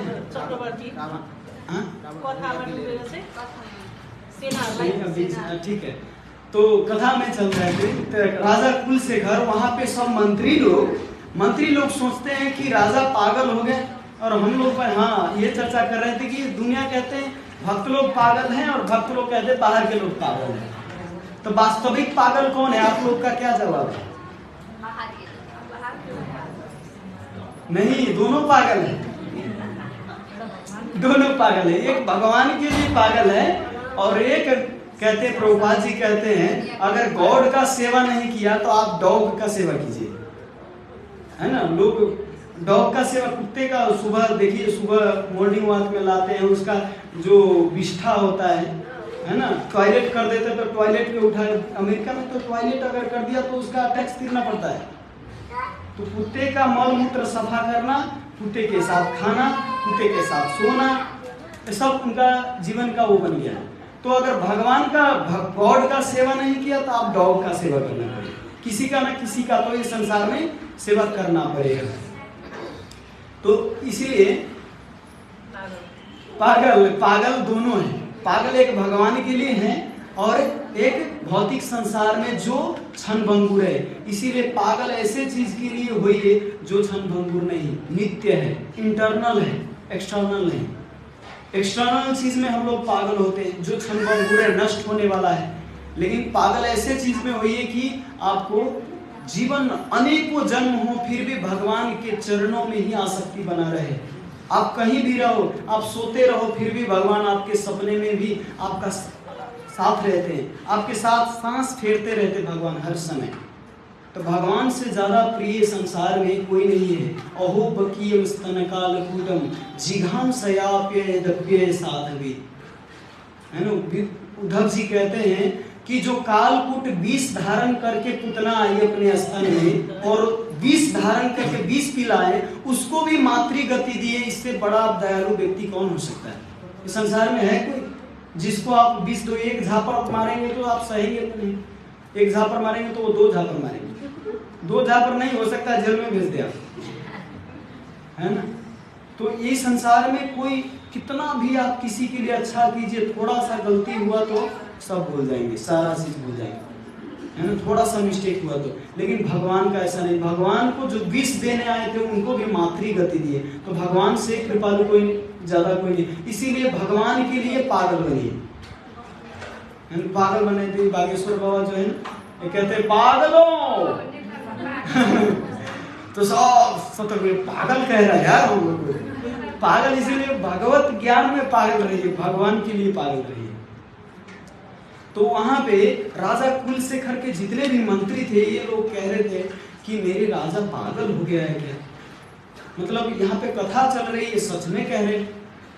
तब उसमें से एक मंत्री ने बुद्धि लगाया, मंत्री ने बुद्धि लगा कि एक मंत्री उस पे दौड़ा दौड़ा आया और बोलता है राजा साहब अपहरण तो हुआ था सीता महारानी का, लेकिन हम लोग जाके और युद्ध करके, हम लोग जाने ही वाले थे, नहीं हम लोग जाने ही वाले थे, उससे पहले ही युद्ध करके भगवान राम ने ले आए हैं, रावण को मार के और सीता माता को ले आए हैं अयोध्या। जब कहते हैं तब जाके राजा कुलशेखर शांत होते हैं। तो वो लीला में ही प्रवेश करते थे। एक बार तो समुद्र पार करने के लिए अंदर जा रहे थे, समुद्र पार करने के लिए ऐसे ही एक बार लीला सुन रहे थे और ऐसा ही लीला आया सीता हरण का, तो वो समुद्र में ही प्रवेश कर गए थे, क्योंकि हमको लंका में जाना है बचाने, अकेले, क्योंकि कोई उनके साथ नहीं जाने वाला था, तो अकेले चले गए थे। समुद्र में जब गए तो वहां पे सीता, राम, लक्ष्मण, हनुमान सबके साथ में प्रकट हो गए और भगवान दर्शन दिए राजा कुलशेखर को। तो यहाँ पे ऐसी जीव जितने हैं, जितने हम लोग हैं, भक्ति करना चाहते हैं, भगवान को दर्शन करना चाहते हैं, तो वो ऐसे ही उत्कंठा, वो ऐसे ही इच्छा भगवान जैसे राजा कुलशेखर का था। समुद्र के नहीं देखे, वहां पे अपने ऊपर कितना कष्ट हो रहा है ये नहीं देखे, हम मर जाएंगे ये नहीं देखे, केवल भगवान की सेवा देखे। तो वहां पे भगवान वहां पे आगे प्रकट हो गए। काकभूषुंडी जी, आप ऐसा नहीं है कि आप धाम में ही जाके मरेंगे तभी आपका उद्धार होगा।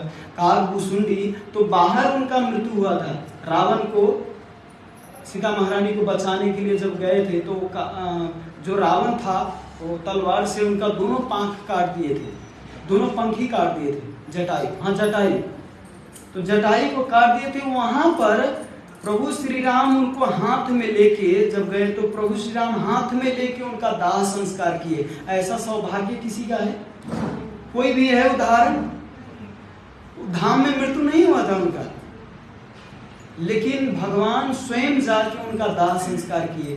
तो ये भगवान की अनुकंपा है। अगर आप कहीं भी किसी भी गली में हो लेकिन भगवत सेवा कर रहे हो, भगवान की अनुग्रह में रह रहे हो, गुरु के आज्ञा का पालन कर रहे हो, तो किसी भी कोना में हो आप, भगवान वहां पे कृपा करने के लिए आपके वहां आएंगे, अवश्य आएंगे। और दूसरा शब्द है राजगुह्यम। राज्य गुह्य क्यों बताया गया है? क्योंकि राज्य गुह्य, अब देखिए हम लोग तो गीता तो बांटते हैं रास्ते पर, तो राज्य गुह्य कैसे हो गया, है ना। मतलब गुह्य मतलब एकदम लिप्त, मतलब छुपा हुआ ज्ञान, गोप्य ज्ञान है। तो ये गोप्य ज्ञान कैसे हुआ? गीता तो हम गांव-गांव में बांटते हैं सबको, आपके इतने लोगों के बीच में प्रवचन दे रहे, तो गोप्य ज्ञान कैसे हुआ? इसीलिए गोप्य है क्योंकि इस ज्ञान को सुन के भी, गीता को पढ़ के भी समझ में नहीं आता। इतने गोप्य ज्ञान है कि इसमें वास्तव में भगवान क्या कहना चाह रहे समझ में नहीं आता। कितने लोग भगवत गीता के ऊपर कमेंट्री लिखते हैं, लेकिन कमेंट्री लिख के भी भगवान कृष्ण को नहीं समझ पाते, भगवान कृष्ण को ही हटा देते हैं गीता से। गीता ऊपर से लिखा रहेगा कोमल गीता, ऊपर से लिखा रहेगा ये गीता वो गीता, क्या क्या गीता, अंदर जाके देखिए तो कृष्ण का नामो निशान है। कृष्ण को ही हटा देते हैं, जो कृष्ण बोले हैं वही हटा देते हैं, मेन श्लोक को ही हटा देते हैं। तो इसीलिए इस गीता को एक ऑथराइज, एक गुरु के माध्यम से, ऑथराइज गुरु के माध्यम से ही समझा जा सकता है। और आप कहेंगे ऑथराइज गुरु हम खोजे कहाँ? तो ऑथराइज गुरु आपको खोजना सेंटर, हर सेंटर में मिल ही जाएगा आपको। वैसे अगर प्रभुपाद जी के भगवत गीता का अध्ययन करते हैं तो ये ऑथराइज गुरु का ही आप आज्ञा पालन कर रहे हैं, क्योंकि प्रभुपाद जी स्वयं कहते हैं मैं अपनी पुस्तक में रहता हूँ। प्रभुपाद जी जब शरीर छोड़ रहे थे तो कई शिष्य लोग विरह में रो रहे थे, प्रभुपाद आप चले जाएंगे तो मैं कैसे रह पाऊंगा। प्रभुपाद जी उस समय कहते मैं मर नहीं रहा हूँ, मैं कमेंट्री के रूप में, मैं अपने तात्पर्य के रूप में भगवत गीता में रहूंगा। जो भी मेरा कमेंट्री पढ़ेगा वो अनुभव कर पाएगा कि प्रभुपाद जी बोल रहे हैं। वास्तव में आप पढ़ो तो आपको पता लगेगा कि प्रभुपाद जी बोल रहे हैं। दसम स्कंद से 11 अध्याय से ऊपर प्रभुपाद जी शरीर छोड़ चुके थे उस समय, तो प्रभुपाद जी नहीं लिख पाए कमेंट्री। तो आप ऊपर पढ़ो तो आपको अनुभव नहीं होगा कि प्रभुपाद जी बोल रहे हैं। लेकिन आप नीचे जितने भी आप पुस्तक पढ़िए प्रभुपाद जी के, सब लगेगा कि प्रभुपाद जी स्वयं आपको आदेश दे रहे। मेरे को कई बार ऐसा होता है, जो प्रॉब्लम का समस्या आता है, बहुत बड़ी समस्या आता है, और भगवत गीता पढ़ता हूँ, श्लोक दूसरा रहता है लेकिन तात्पर्य में उस समस्या का समाधान मिल जाता है, और हमको मन में यही चल रहा होता है कि अरे मैं तो इसी समस्या का समाधान खोज रहा था और यही समस्या का समाधान लिख रहा होता है।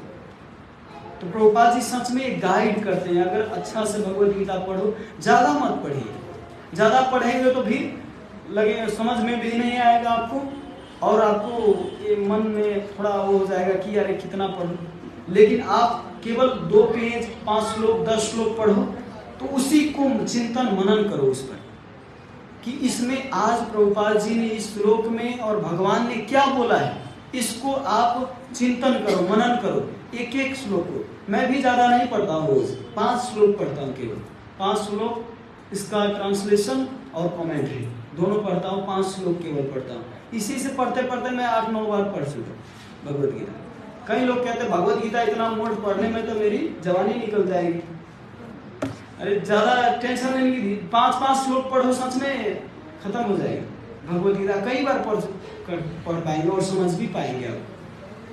तो राजगुह्यम इसलिए बताया गया है कि ये गुह्य होते हुए भी ये सब नहीं समझ पाते, तो इसको भक्त के माध्यम से, भगवान के माध्यम से अपने विनम्रता अगर दिखाएं। विनम्रता मतलब यही है कि साधु संग में रह के कोई भी कितना भी कष्ट हो उसको सहन करके अगर ग्रहण करेंगे, पढ़ते जाएंगे। आप ऐसा थोड़ी कहते कि मैं कल खाना खाया और कल से नहीं खाना है, होता है ऐसा? रोज खाना खाते हैं, रोज टॉयलेट करते हैं, रोज खाना खाते हैं, रोज टॉयलेट करते हैं, तो रोज पेट भर, आपको पता चलता है कि मैं रोज खाना पड़ता है, एक बार खाने से चलना चाहिए ना।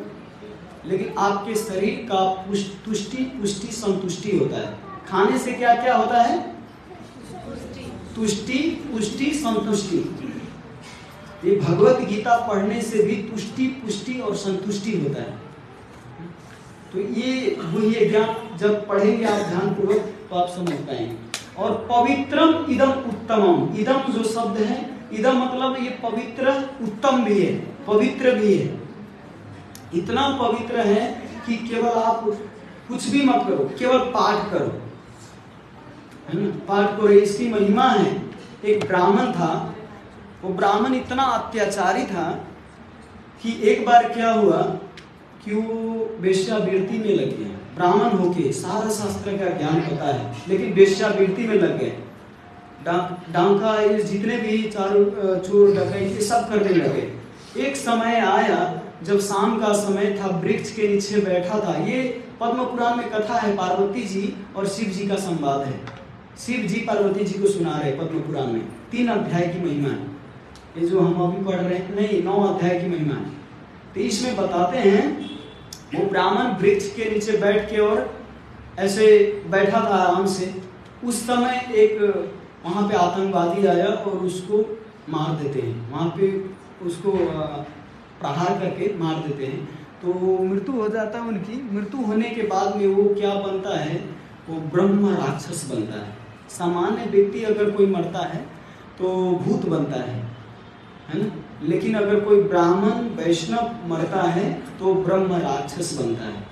ब्रह्म राक्षस मतलब वो सबसे प्रबल होता है, किसी के वश में नहीं आता। मंत्र बोलेंगे आप, मंत्र से उसको हटाना चाहेंगे तो वो भी मंत्र बोल देंगे आपके पास। हमारे मंदिर में एक बार हुआ था, तो वो ब्रह्म राक्षस ऐसा होता है कि उद्धार के लिए आता है, तो ब्रह्म राक्षस बन गए। कोई नहीं छुटकारा होने वाला था उनका, कोई उपाय ही नहीं था। तब जाके उनके पुत्र खोज रहे थे कि मेरे पिताजी कहाँ हैं, तो पिताजी को खोज, क्योंकि पिताजी को जब तक पिंड दान नहीं करेंगे तब तक उनका उद्धार नहीं होगा। तो पिंड दान करने के लिए पता कर रहे थे कि कैसे मृत्यु हुआ उनका। तो गया में जाके उनकी पिंड दान किए। पिंड दान देने के बाद भी उनका मुक्ति नहीं हुआ। बाद में वैष्णव लोग से जब सलाह लिए तो ये अध्याय जो है 9 अध्याय का पाठ करने के लिए बुला गया। तो 9 अध्याय का पाठ किए, तब जाके उनकी मुक्ति हुई। चतुर्भुज रूप धारण करके भगवत धाम चले गए। ये महीना केवल पाठ करने से पवित्रम, आपको केवल संस्कृत का श्लोक आप उच्चारण करते हो उससे भी आपको पवित्र करता है। ये साधारण सामान्य भाषा नहीं है। इंग्लिश तो मलेच्छ भाषा माना जाता है, लेकिन मलेच्छ भाषा को भी प्रभुपाद जी ने इंग्लिश में ट्रांसलेशन करके इसको दिव्य बना दी। क्योंकि इससे पहले इंग्लिश भाषा को वास्तव में मलेच्छ भाषा माना जाता था, लेकिन प्रभुपाद जी इंग्लिश में क्यों किए, क्योंकि मलेच्छ लोग ही जब तक उद्धार नहीं होगा तब तक इनका मतलब, जब तक ये पढ़ेंगे नहीं, इंग्लिश में रहेगा नहीं तो वो समझेंगे कैसे। इसीलिए इंग्लिश में ट्रांसलेशन किए, और इंग्लिश में ट्रांसलेशन करके संसार के हर व्यक्ति पढ़ पा रहे हैं इंग्लिश में, और इसलिए उनका उद्धार हो पा रहा है। एक बार एक व्यक्ति पूछा थे प्रभुपाद जी से कि इस भगवत गीता को आपने इंग्लिश में ट्रांसलेशन किया, पर ये तो भारतवर्ष का है, आपने जो गौ मांस खाता है, जो इतने पापी व्यक्ति हैं उन लोगों को भगवत गीता दिए, पाप नहीं लगेगा आपको? प्रभुपाद जी कहते हैं तो आप बताइए कि पापी आप पापी हो कि नहीं? तो कहते पापी व्यक्ति को ही तो चाहिए गीता, जो पाप से उद्धार हो सके। जो पापी नहीं है उसको गीता क्यों चाहिए, है ना? मतलब जो रोगी व्यक्ति है उसके लिए दवा चाहिए ना, जो रोगी नहीं है उसके लिए दवा क्यों चाहिए? हाँ, तो इसीलिए हमारे इस्कॉन मंदिर जहाँ जहाँ ज्यादा नास्तिक लोग रहते हैं वहीं पर हमारा इस्कॉन मंदिर खुलता है। जहाँ पे ज्यादा भगवान को मानने वाला नहीं होता वहीं पर भगवान के मंदिर खुलता है, वहीं पर हम भगवत गीता का वितरण करने जाते हैं। पाकिस्तान में भी जाइए तो अभी भी पाकिस्तान में 12 से ज्यादा मंदिर है ना इस्कॉन का। आबू धाबी, बहराइन, हर जगह पे। एक नॉर्थ कोरिया ऐसा देश है वहां पर नहीं, मैं गिना चुना बता रहा हूँ। नॉर्थ कोरिया में वो इस संसार के नर्क माना जाता है। इस संसार में अगर कोई नर्क है तो वो नॉर्थ कोरिया। वहां पे सीम नहीं चलता है, कीम चलता है,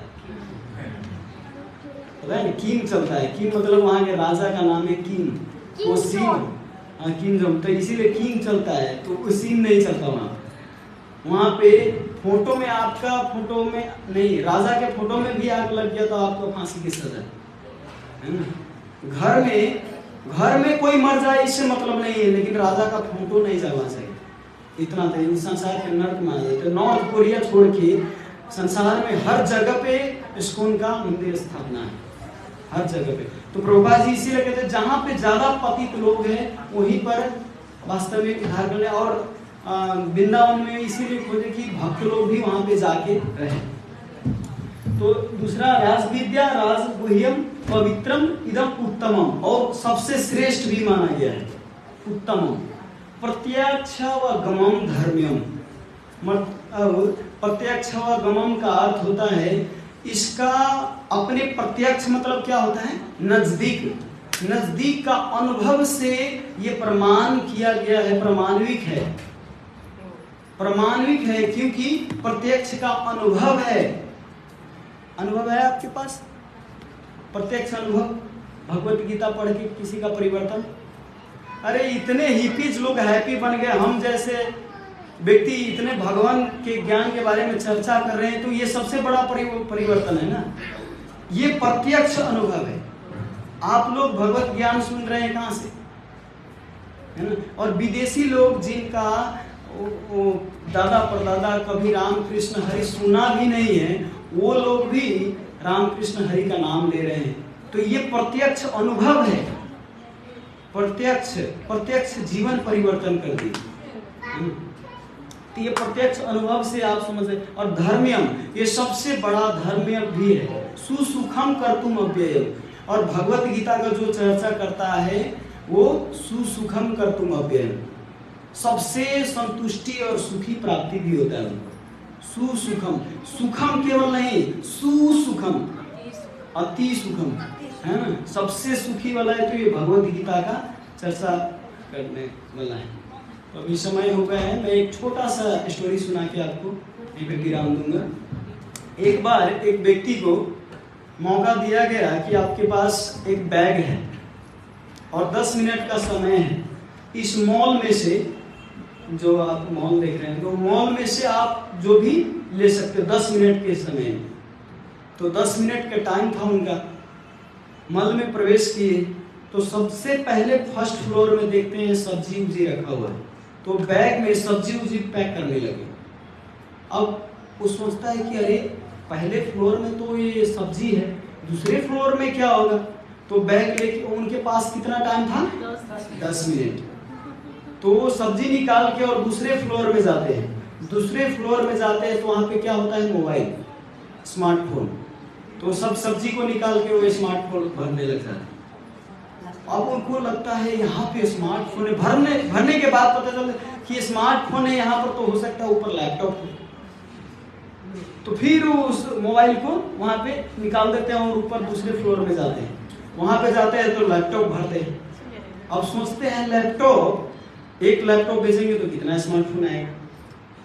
तो फिर ऊपर जाते हैं और नहीं, लैपटॉप के ऊपर अब सोचते हैं कि इससे भी ज़्यादा श्रेष्ठ कहीं वस्तु हो। हाँ, तो ऊपर जाते हैं तो बिस्किट का होता है, सुन का बिस्किट होता है ऊपर। तो ऊपर जाते हैं तो बिस्किट, और एक बिस्किट बेचने से तो कई मोबाइल आ जाएगा, कई लैपटॉप आ जाएगा। तो ऊपर जाते हैं तो सबको गिरा देते हैं और फिर सुन का बिस्किट भरने लग जाता है। और उसको लगता है अब इससे ऊपर कहीं डायमंड हो, तो उसको भी निकाल के ऊपर डायमंड भरने लग जाता है। जाते हैं जब डायमंड भरने खाली होता है, तब तक इनका 10 मिनट समय समाप्त है। तो इससे आप क्या समझे?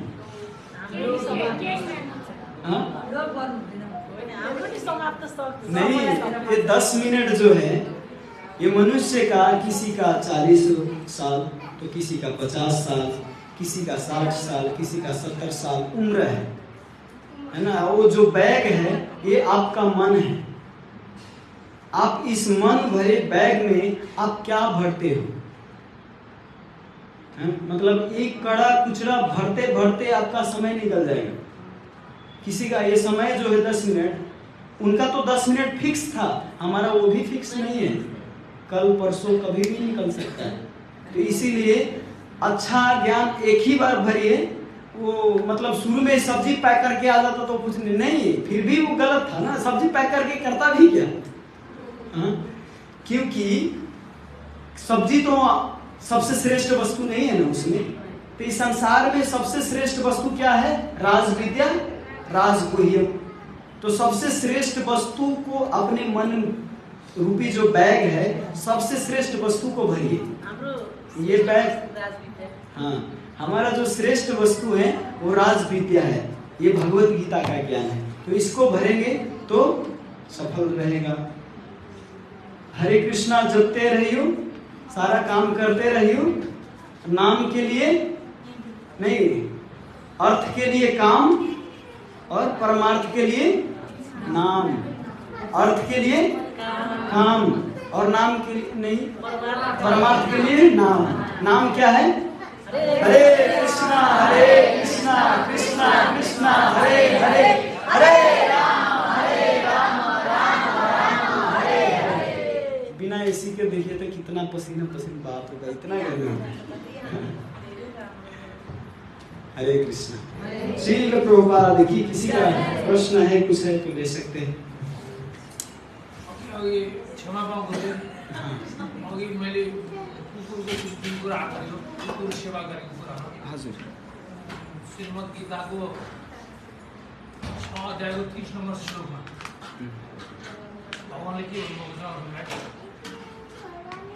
सबै ठाउँमा मलाई देख, सबै प्राणीहरूमा सबै प्राणी मै भित्र छ। भनेपछि त्यो कुकुरको सेवा पनि अमरता हुँदैन कि अनर्थ हुँदैन। तर भगवत गीता कस्तो छ भने, जस्तै हजुरलाई म नेपालीमै भन्छु, भगवत गीता कस्तो छ भने तपाईले एक एक श्लोक लिएर एउटै श्लोक समातेर यो नै पुरै सत्य हो भनेर कुनै त्यो भन्न मिल्दैन। सत्य हो तर त्यो ठाउँको लागि मात्र। यसको निष्कर्ष चाहिँ के छ, यसको मूल उद्देश्य चाहिँ के छ? कतिले भन्छ एकचोटि तपाईले प्रश्न गरिएको थियो कि सबै शास्त्र त्यसो भए वेदबाटै यो आएको छ भने त्यो वेद पढेर वेदको पनि त्यो भयो नि त। तर हुँदैन, किनकि वेद व्यासजी स्वयं आफै श्रीमद् भागवतम नलेखुन्जेलसम्म उहाँ सुखी हुनुहुन्थेन। सबै वेद पुराण लेख्नुभयो, वेद व्यासजी आफै एकदमै कस्तो दुखी, पुरै एकदमै दुखी हुनुहुन्थ्यो क्या उहाँ। जब नारदजी आएर भन्नुभयो कि तिमीले त भगवानको ज्ञान गुणको कुरा गरेकै छैन हैन, अनि त्यही भएर तिमी दुखी छौ। अनि बल्ल उहाँले चाहिँ श्रीमद् भागवत महापुराणको रचना गर्नुहुन्छ, बल्ल उहाँ चाहिँ आनन्दको अनुभव गर्नुहुन्छ। त्यस्तै भगवत गीताको पनि सार के हो? भगवत गीतामा भगवानले भन्न चाहिँ के खोज्नुभयो? भगवत गीतामा त उहाँले ध्यान योगको पनि कुरा गर्नुभएको छ, कर्म योगको पनि कुरा गर्नुभएको छ। तर एसेन्स चाहिँ के छ? भक्ति योग पनि त दिनुभएको छ नि। सर्वं धर्मं परित्यज्य माम एकम शरणं व्रज अहं त्वं सर्व पापेभ्यो मोक्षसाधनं मा शुच, यो पनि त भन्नुभएको छ हैन। एउटै पाठ लिएर अब कसैको मुख देखेर यो चोर जस्तो देख्छ यार, त्यो मुख देखेर मात्र चोर जस्तो तपाईले भन्न मिल्छ? मिल्दैन नि। एउटै पाठलाई लिएर कसैलाई जज गर्न मिल्दैन। त्यस्तै एउटै श्लोक लिएर यो नै हो भनेर भन्न मिल्दैन, किनकि भगवानले त्यो भन्दा पनि उत्कृष्ट कुराहरू भन्नुभएको छ हैन। उत्कृष्ट कुरा हामी समात्नुपर्छ, त्यो पनि उत्कृष्ट हो, किनकि त्यस्तो प्रकारको पनि व्यक्ति हुन्छ। हामी वास्तवमा भगवतमय बस्नुपर्छ। भगवत हर चीजमा देख्नुको अर्थ यो हो। जस्तै सूर्य छ, सूर्य इभन विष्ठामा उसको प्रकाश गए पनि विष्ठालाई पनि शुद्ध गरिदिन्छ हैन, सुखाइदिन्छ। त्यस्तै भगवत ज्ञान यस्तो छ कि तपाईले हर जग्गा भगवानलाई दर्शन गर्नुहुन्छ भने त्यो हजुरको शुद्धिकरण हुन्छ। त्यही भएर भगवानले हर ठाउँमा मेरो दर्शन गर्नु भन्नुभएको छ। नेपाली बुझ्नु भयो सबै? बुझ्नु भयो? मेरो बुझाइ चाहिँ यहाँ जति उपस्थित हुनुहुन्छ सबैजना श्रीकृष्णै हुनुहुन्छ। श्रीकृष्णमै यहाँ सबै लीन पनि हुनुहुन्छ। ए हजुरले यो जुन कुरा भन्नुभयो यसलाई प्राणीहरू जति उत्पत्ति छन् पृथ्वीमा त्यो प्राणीहरू उहाँबाटै सृष्टि भए। उहाँ प्राणीका सबैमा आत्मा छ, उहाँ आफै हुनुहुन्छ। अनि उहाँ सबै फेरि के छ, सबै खिचेर एकदम ल्याउनुहुन्छ, फेरि मैमा हुन्छ। हजुरले जुन भन्नुभयो नि यहाँ जति पनि छ सबै कृष्ण हुनुहुन्छ, पछि गएर फेरि कृष्णमै विलीन हुन्छ। यसलाई चाहिँ के भन्छ? शास्त्र अनुसार मायावाद फिलोसफी। चैतन्य महाप्रभुले के भन्नुहुन्छ? मायावाद भाष्य सुनि हैला सर्वनाश। यदि मायावादीको तपाईले भाष्य सुन्नुहुन्छ भने सर्वनाश हुन्छ। किनकि भगवानले भगवत गीतामा स्वयं भन्नुभएको छ मामै वांश जीव लोके जीवभूत सनातन, मेरो सबै सनातन अंश हो। अनि अर्को कुरा अहम बीज प्रदः पिता पनि भन्नुभएको छ, म सबैको पिता हो। जबसम्म पुत्र हुँदैन पिता कसरी हुन्छ हैन? त्यही भएर यहाँ जीव र जुन परमात्मा छ, आत्मा र परमात्माको कुरा हुन्छ। भगवान र भक्त छ यहाँ। यो भक्तको दृष्टिकोण जो मायावादी हो, तपाईको शंकराचार्य जो हुनुहुन्थ्यो नि, उहाँले खासमा पहिला कसैले भगवानमाथि विश्वास गर्नुहुन्थ्यो। अनि त्यही भएर चाहिँ कमसेकम भगवान विश्वास गरोस् भनेर मायावाद फिलोसफी निराकारवादीको फिलोसफी उहाँले दिनुभयो। तर त्यसपछि माध्वाचार्य आउनुभयो, चैतन्य महाप्रभु आउनुभयो अनि चैतन्य महाप्रभुले भगवानको स्वरूपलाई स्थापना गर्नुभयो। त्यो हाम्रो गौडीय वैष्णवमा छ, श्री सम्प्रदायमा पनि छ, निम्बार्कमा पनि छ। तर यसलाई चाहिँ प्रस्तुत कसरी गर्ने? एकजना प्रबोधानन्द सरस्वती बनारसको सबभन्दा ठुलो विद्वान हुनुहुन्थ्यो कि, उहाँ निराकारवादी। वृन्दावन एकचोटि दर्शन गर्न आउनुभयो, बाँके बिहारीको दर्शन गर्न। जब बाँके बिहारीको दर्शन गर्न आउनुभयो अनि एकजनाले प्रश्न गर्यो उहाँलाई कि हजुरले भन्नुहुन्छ कि हजुर पनि ब्रह्म हो, ऊ पनि ब्रह्म हो, ऊ पनि कृष्ण हो, ऊ पनि नारायण हो, त हजुरले शास्त्रार्थ गर्नुहुन्छ, शास्त्रार्थ गरेर कसलाई हराउनुहुन्छ? यदि हजुर पनि भगवान हो, ऊ पनि भगवान हो भने त भगवानलाई हराएर के आनन्द आउँछ? तपाईँ पनि भगवान हो, ऊ पनि भगवान हो, भगवानलाई कसरी परास्त गर्छ? आफैमा आफै कसरी परास्त गर्छ? अनि त्यही भएर यहाँ यो कुरा सुन्ने बित्तिकै प्रबोधानन्द सरस्वती सक हुन्छ। अनि उहाँले त्यति बेला एउटा श्लोक लेख्नुहुन्छ। त्यो श्लोक के छ? वंशी विभूषित करानवनी रदाभात पीताम्बरारुण फलाधरोष्ठात् पूर्णेन्दु सुन्दर मुखार बिन्दम कृष्णात् परम किमपि तत्त्वहं न जाने। म कृष्णको तत्त्व बाहेक अरू केही जान्दैन संसारमा। तिमीहरू जे भन, उनको शिष्यहरूले सबै उसलाई पागल भन्थे कि। अब मेरो गुरु पागल भयो, किनकि कृष्णलाई नमान्ने व्यक्ति कृष्ण कसरी मान्ने? अनि तर त्यति बेला उहाँले भन्नुहुन्छ कि कृष्ण परम किमपि तत्त्वहं न जाने, म कृष्णको बाहेक अरू केही तत्त्व जान्दैन। वृन्दावन आएर अब यस्तो जीवनभरि मायावाद फिलोसफी पढेको भगवान नर नारायण बन्न सक्छ? नर नारायण बन्न सक्छ? सक्दैन, हुनै सक्दैन। यो चाहिँ हाम्रो 7 डेज कोर्स हुन्छ। त्यसमा एकदमै हजुरलाई शास्त्रको एक एभिडेन्स दिएर हजुरलाई यो अध्ययन गराइन्छ। हजुर चाहिँ 7 डेज कोर्स लेख्न सक्नुहुन्छ। हो, यो अलग छुट्टै हो। यो सुरुमै बुझ्दैन, म पनि सुरुमा त्यस्तै बुझिरहेको थिएँ। तर यो शास्त्र अनुसार माध्वाचार्यकोदेखि लिएर हरेक आचार्यको तपाईँ टीका टिप्पणी पढ्नुहोस्, त्यसबाट हजुरले बुझ्नुहुन्छ। किनकि कति यस्तो सन्तहरू छन् जो चाहिँ साँच्चै यो निराकारवादीको नै त्यो गर्नुहुन्छ। मैले देखेको इभन ठुलो वैष्णव हुनुहुन्छ उहाँ। अब के भनौँ, वैष्णव त त्यो जो चाहिँ विष्णुको हुनुहुन्छ, तर उहाँ चाहिँ विष्णुलाई नै आफ्नो कोही पुत्र भन्छ आफ्नो पितालाई कि म हजुरको भित्र छिर्छु भनेर कस्तो लाग्छ गाली? मेरो भित्र छिर्छ रे, के कुरा गर्छ तिमी?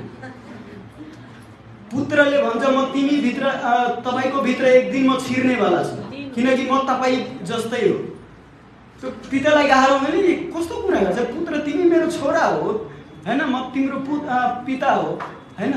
अब यस्तो यो दुईटा सिद्धान्तलाई लिँदाखेरि एकदमै अजकल्टो लाग्छ नि हैन।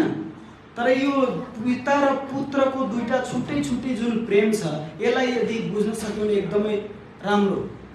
तर कोही मायावाद फिलोसफी यसमा दिन्छ भने फेरि बुझ्न चाहिँ गाह्रो हुन्छ। अब फेरि ठुल्ठुलो विद्वान व्यक्ति पनि बुझ्न सक्दैन। त्यही भएर चैतन्य महाप्रभुले भन्नुभएको छ परम्परामा र वैष्णवद्वारा सुन्नुपर्छ यो ज्ञान, अरू कहीँबाट सुन्नु हुँदैन। यही कलिकाले नाही आर धर्म वैष्णव शास्त्र यही हमें मर्म। यो कलिकालमा केवल वैष्णव र वैष्णवको शास्त्र छ अरे, अरू केही उपाय छैन। त्यही भएर वैष्णवको आश्रय लिनुपर्छ।